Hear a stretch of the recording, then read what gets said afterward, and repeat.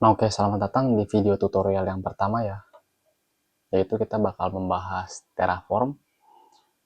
Yang dimana Terraform ini adalah sebuah tools infrastruktur as code, dimana biasa digunakan oleh tim DevOps untuk memanage atau mengkonfigur sebuah komponen di dalam cloud provider. Oke, langsung aja ya.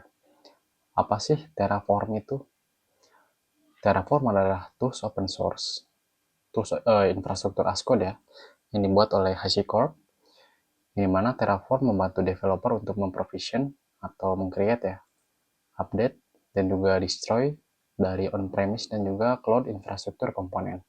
Contohnya adalah untuk membuat VM, mendelete VM, dan lain-lain. Nah, di sini juga ada beberapa provider besar ya yang bisa diimplementasikan menggunakan Terraform. Di antaranya adalah AWS, Azure, Google Cloud, dan lain-lain. Di mana teman-teman bisa lihat detailnya di source link yang di bawah sini. Nah, selanjutnya ini ada Terraform Core Component. Dimana di sini adalah komponen yang harus dipahami oleh teman-teman. Yang pertama adalah Terraform Config, atau nanti si source code-nya dari si Terraform itu sendiri ya. Karena nanti filesnya tuh berformat .tf. Selanjutnya ada Terraform State. Nah, ini juga ada beberapa Terraform Basic Command ya, yang dimana adalah masih banyak lagi sebenarnya. Ini saya ambil beberapa aja yang sering dipakai.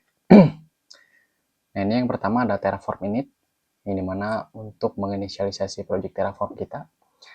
Selanjutnya ada Terraform Validate, yang dimana bakal memvalidasi dari si Terraform files kita ya, apakah valid atau tidak. Selanjutnya ada Terraform Plan, di mana mengecek konfigurasi kita sebelum diterapkan ke dalam si state. Selanjutnya ada Terraform Apply, yaitu mengimplementasikan state yang kita inginkan ke dalam state saat ini.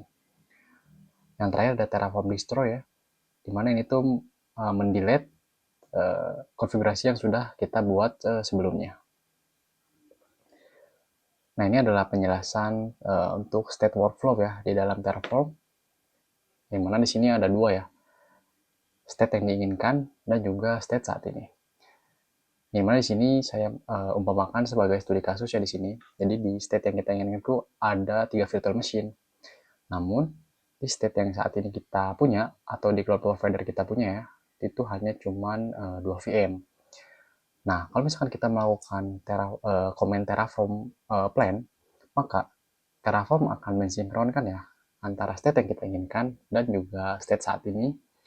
Lalu kalau misalkan nanti ada perbedaan komponen, contohnya di sini kan ada perbedaan ya, yaitu perbedaan jumlah VM, maka nanti Terraform bakal mengembalikan tuh atau menginformasikan kepada kita bahwa ada perbedaan nih antara state yang kita inginkan dan juga state saat ini.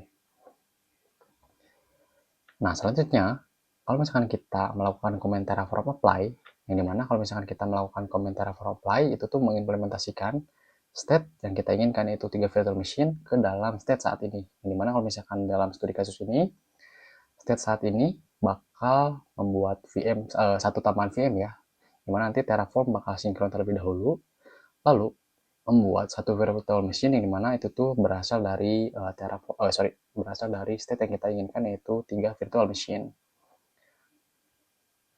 Oke, nah sebelum kita ke real implementasinya ya, perlu preparation dulu nih untuk disiapkan gitu ya, dimana pertama harus menginstal dulu Terraform CLI sesuai dengan environment teman-teman, apakah di MacBook, di Linux, atau di Windows.